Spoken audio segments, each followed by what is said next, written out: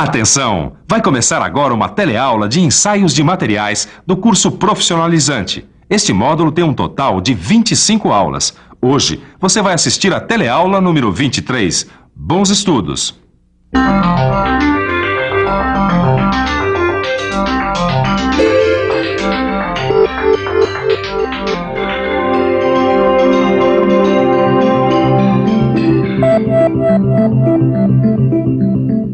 Eu tenho certeza que você já tirou uma chapa do pulmão para o trabalho ou para a escola. Agora, você já parou para olhar e tentar entender o que está demonstrado na radiografia? Será que o meu pulmão está bom ou será que ele tem algum problema?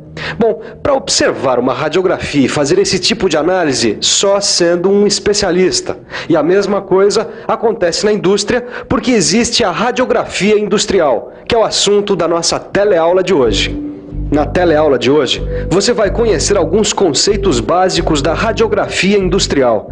Vai saber como surgiu a radiografia industrial e vai conhecer as radiações utilizadas nesse tipo de ensaio. Uma chapa radiográfica, como essa, é usada para saber se um osso tem alguma fratura ou se algum órgão está afetado por alguma doença. A radiografia industrial é o mesmo tipo de exame, só que ela serve para detectar a descontinuidade dos materiais. Por isso mesmo, fique esperto, porque na teleaula de hoje você vai começar a conhecer outro ensaio não destrutivo, a radiografia industrial.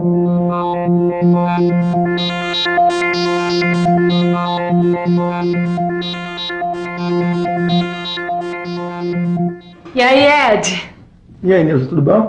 Tudo. Olha, Ed, eu acho que você vai ter que pilotar o kart na próxima corrida, viu? O que aconteceu?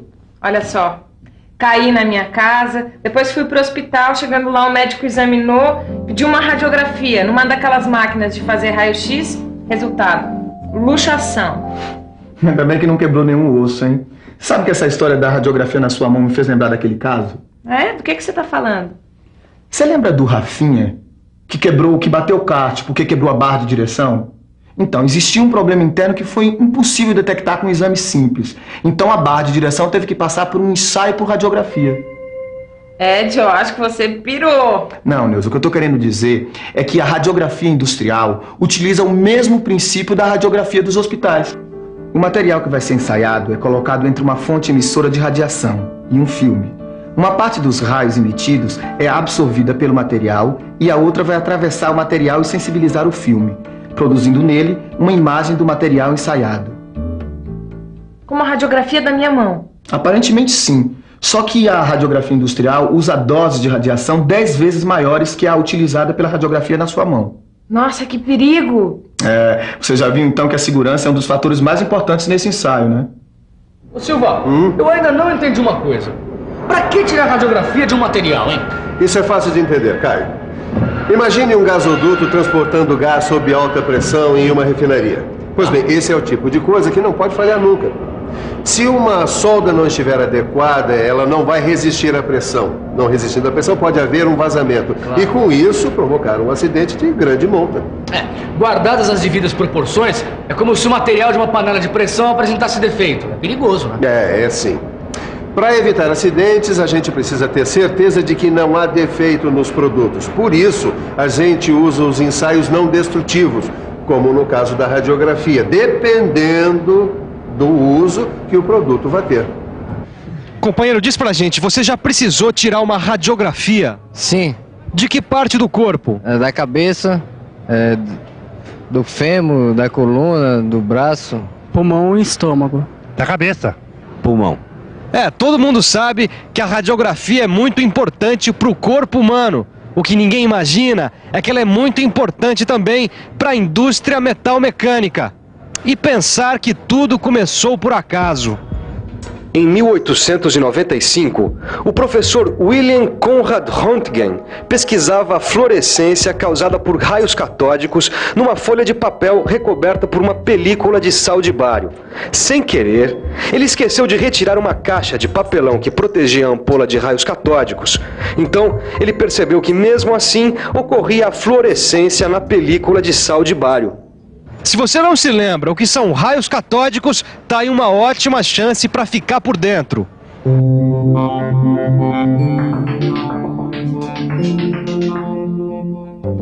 Os raios catódicos são um feixe de elétrons que partem do cátodo, acelerados em alta velocidade por uma fonte externa de alta tensão, em direção a um alvo chamado ânodo. O que o professor Roentgen descobriu é que algum tipo de raio até então desconhecido ultrapassava uma caixa de papelão como essa, atingindo o papel, e que além dos raios catódicos, essa ampola emitia um outro tipo de raio. Como esse raio era desconhecido, o professor Roentgen decidiu chamá-lo de raio-x. Diversas pesquisas foram auxiliadas com a descoberta do raio-x e vieram novas descobertas. Henri Becquerel, Pierre e Marie Curie constataram a emissão dos raios semelhantes aos raios-x por metais pesados, que têm grande número atômico, como o urânio, o polônio e o rádio. E assim surgiu a denominação radioatividade, que é a emissão espontânea de radiação por elementos químicos. Bom, daí para a descoberta dos raios gama foi um pulo. E da descoberta dos raios gama surgiu a gammagrafia, que é a inspeção de peças através dos raios gama. O raio-x e o raio gama são dois tipos de radiação usados no ensaio por radiografia industrial. Para conhecer um pouco mais o raio-x e o raio gama, nós vamos falar sobre as ondas. Que onda, Silva? Os raios X e gama são ondas eletromagnéticas do tipo da luz. Olha aqui, Caio. O comprimento da onda desses raios é menor que o da luz visível e menor que dos raios ultravioleta e infravermelho. Pois então, para você ter uma ideia, Caio, os raios X e gama podem atravessar corpos opacos como uma parede, enquanto que a luz visível só atravessa corpos translúcidos, como esse copo com água. Nessa representação de um exame radiográfico, a gente vai ver que a variação de radiação que atravessa a peça é captada e registrada em filme radiográfico, que depois de revelado, mostra uma imagem da peça com regiões claras referentes às maiores espessuras e com regiões escuras referentes às menores espessuras. A gente precisa conhecer também, Caio, as principais propriedades das radiações X e gama. Os raios X e gama se propagam em linha reta com a mesma velocidade da luz, produzem luz em substâncias fluorescentes e provocam o escurecimento do filme fotográfico. Além disso, eles tornam o ar e outros gases condutores de eletricidade. São mais absorvidos pelos elementos pesados, não são desviados por campos magnéticos, possuem vários comprimentos de ondas e, principalmente, causam danos às células do corpo humano e modificações genéticas, né? A gente veio até essa clínica de radiologia para saber que cuidados o pessoal toma para não ficar exposto à radioatividade. Vamos conversar com o Roberto, que é técnico no assunto. Roberto, que cuidados você toma para se proteger da radioatividade? Bom, eu uso um avental de chumbo, um protetor de tireoide, uma luva de chumbo, né? E nós usamos também esse dosímetro aqui, que é para medir a radiação que a gente é exposto diariamente no setor radiológico. Obrigado, Roberto. Pois é. Na radiografia industrial, o cuidado tem que ser redobrado porque as doses de radioatividade são ainda maiores.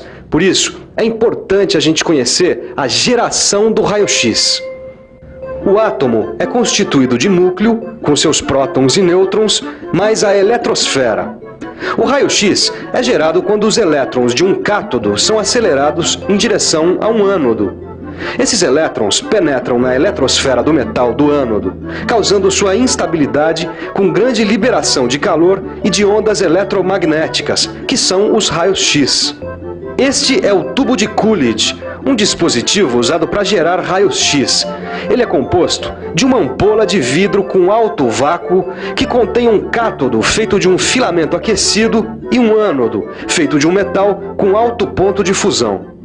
As tensões utilizadas na produção do raio-x são da ordem de 80.000 a 500.000 volts. E tem mais, quanto menor for o comprimento da onda, maior será o poder de penetração do raio-x.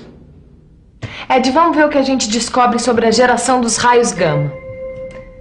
Bom, aqui diz que é possível encontrar átomos do mesmo elemento químico com diferentes quantidades de nêutrons no seu núcleo e esses elementos são chamados de isótopos. Alguns dos isótopos encontrados na natureza são radioativos, porque emitem espontaneamente partículas e radiação eletromagnética a partir do núcleo. O urânio, por exemplo, pode apresentar em seu núcleo 92 prótons e 146 nêutrons. É o chamado urânio-238, que aqui a gente vê se desintegrando e formando o tório-234. Ele é um exemplo de isótopo radioativo. As partículas e radiações emitidas pelos isótopos radioativos são de 3 tipos: alfa, beta e gama. Acho que já saquei, viu, Neuza? Os raios gama têm alto poder de penetração. Por isso a radiação é utilizada no ensaio.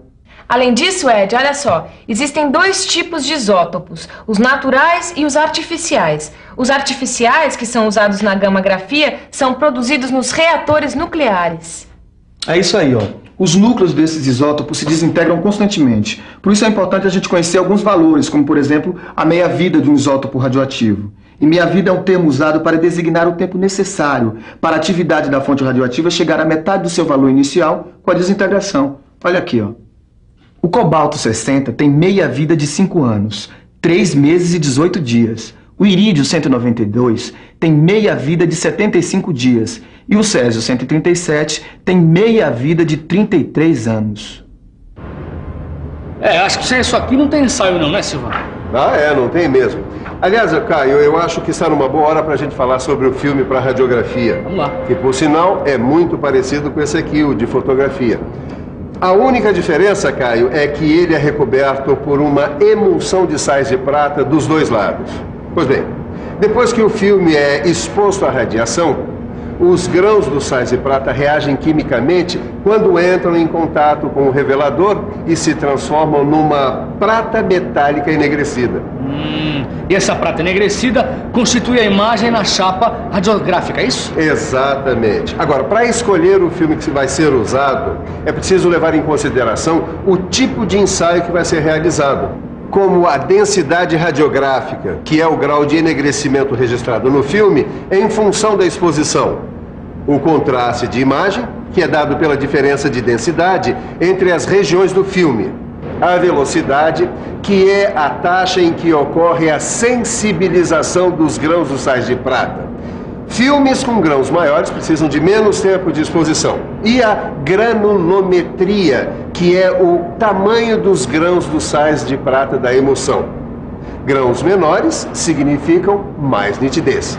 Pois muito bem, eu acho que agora então já dá para falar sobre a qualidade e a sensibilidade da radiografia. A radiografia de qualidade tem que ter nitidez e boa definição de imagem. E a gente consegue isso controlando a densidade de imagem e o contraste da imagem. Além disso, a gente tem que evitar falhas de processamento do filme, como esses arranhões e manchas. O grau de sensibilidade radiográfica, Caio, pode ser alto, médio ou baixo e é controlado por um penetrômetro. Para controlar a sensibilidade radiográfica, basta a colocação de penetrômetros sobre a face metálica voltada para o tubo. Os penetrômetros, ou IQI, que significa Indicadores de Qualidade de Imagem, são dispositivos colocados em evidência sobre a peça para a verificação da qualidade radiográfica. O IQI tem que ter 2% da menor espessura da peça analisada e tem que estar visível na radiografia. Bom, agora que você já foi apresentado à radiografia industrial, comece a se preparar para as próximas teleaulas. E para isso, nada melhor do que a nossa revisão. E atenção, se liga aí que é hora da revisão. Na teleaula de hoje, você conheceu o ensaio por radiografia. Viu que tudo começou com o estudo dos raios catódicos e conheceu a geração dos raios X e gama. Conheceu o filme usado na radiografia industrial e, finalmente, viu que os penetrômetros servem para a verificação da qualidade e sensibilidade radiográfica. Bom, acho que deu para você perceber que a radiografia industrial é um importante ensaio não destrutivo. Por isso mesmo, dê uma boa olhada no seu livro e resolva os exercícios. Na próxima teleaula tem mais radiografia industrial. Até lá!